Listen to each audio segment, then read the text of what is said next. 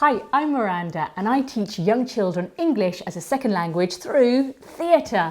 And parents often ask me in my lessons, Miranda, what can I teach my children at home? What storybook do you recommend to read to my child at home? And there are thousands of great storybooks out there. But for children who are learning English as a second language, it becomes a little bit more challenging finding the right book that is adaptable for children who have very limited language knowledge. And today what I wanted to introduce to you is this book here, which is strictly not a storybook, but it is interactive. It encourages children to be engaged and to interact with a parent or you, the teacher, with a child in a fun way. This book here is called You Choose. It's by Pippa, Goodhart, and the illustrations, I'm going to show you the illustrations now, which are beautiful, are done by Nick Sharart. It's called You Choose, and I'm going to open it up and show you. What is great about this book is that it leaves you lots of opportunities to, as I said before, to interact with your child or with your student, ask lots of questions and be engaged with these beautiful illustrations. So the book actually starts off, if you could go anywhere, where would you go?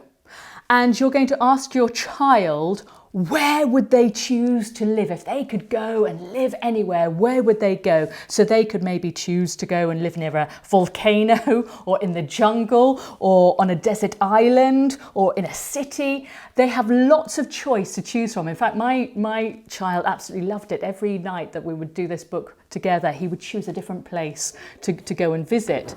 Then the next page, can you see how beautiful the colours are, how engaging they are? And it says, who would you like for your family and friends? So there are lots of pictures of different, you've got a princess, you've got a cowboy, a vampire, a pirate, a punk, you've got Santa, lots of characters that children can actually choose from.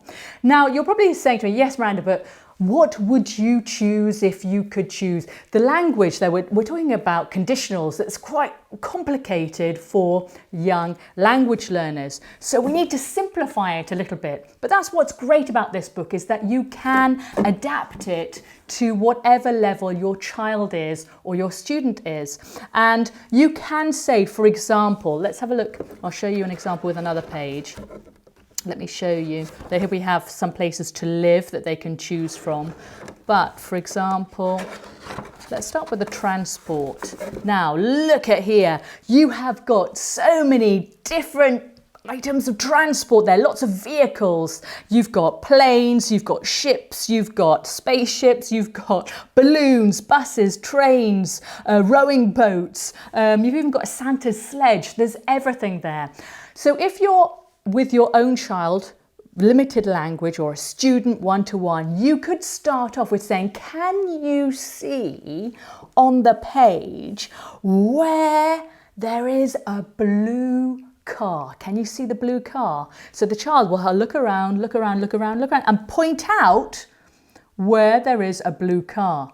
Then you can say, can you see where is a red bus? So look around, where is the red bus? Where is the red bus? Where is the, oh, there it is. And they point out the red bus. And then, so you can carry on all through the book with just pointing out the different items for your child or for your student to get used to, familiar with different new language. Here you have, lots of items of food here. Delicious. So can you find where is the roast chicken? Where's the roast chicken? And the child has to look for the roast chicken. There it is. Or the green peas. Where are the green peas? And they look for the green peas and they point them out.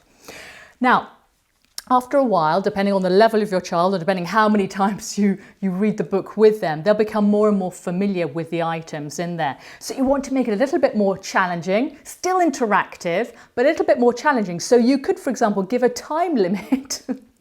Yes, this is where I like it. We get really interesting now. Give a time limit to how long you're going to give the child to look for the specific item on the page. So you can say, okay, you have 5 seconds to look for a crab, the crab. 5 seconds. 5, 4, 3, 2, 1.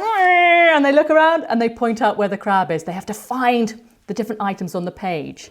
So you can have, oh, look at this. Here we have some beautiful clothes. You see what I mean with the illustrations? Aren't they fantastic? So great practice of food, transport, clothes. You can say, okay, you have 5 seconds to find the green skirt. Where is the green skirt? 5 seconds, 5, 4, and they have to find the green skirt. Now, to add an extra part of the activity, which I really like, the next level of the game, as it were, you're going to actually you're going to ask your student or your child to point out an item of clothing that maybe isn't there. This is where it becomes a little bit more complicated. So you could say, can you see, is there a yellow dress? You have 5 seconds to find the yellow dress. So you're going to 5, 4, 3, 2, 1. Let's see after 5 seconds if they can find it. They point out and they can say, yes, here is the yellow dress. Or after 5 seconds, they can say, no, I can't find the yellow dress. So it's like a bit of a trick.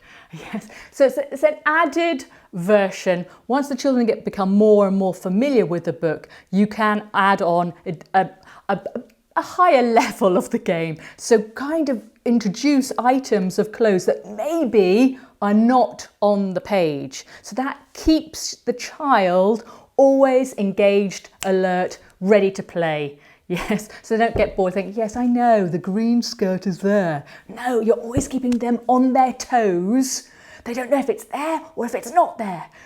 So you're going to count down, and the thing with the seconds makes them that little bit of competition there that children like. Otherwise, they spend like half an hour looking for the green skirt. No, we want it done quickly. 5 seconds. 5, 4, 3, 2, 1. So you have clothes that you can look for. You have different shoes. Look at this. Isn't that wonderful? You've got sandals, boots, trainers, high heels. You've got different faces, different hats. Here we have different hats that you can describe. So lots of descriptions going on there. Really engaging book, interactive book. You're getting your children listening, comprehending, and actually speaking. Yes, I can see a green hat. Here are the blue shoes, the red train. So I highly recommend this. Yes, it's not a storybook, but it's still an interactive book, and it will get your students or your children speaking in no time at all. You Choose, written by Pippa Goodhart, illustrations by Nick Sharat. Give it a go. Let me know how you get on. And until next time, be theatrical.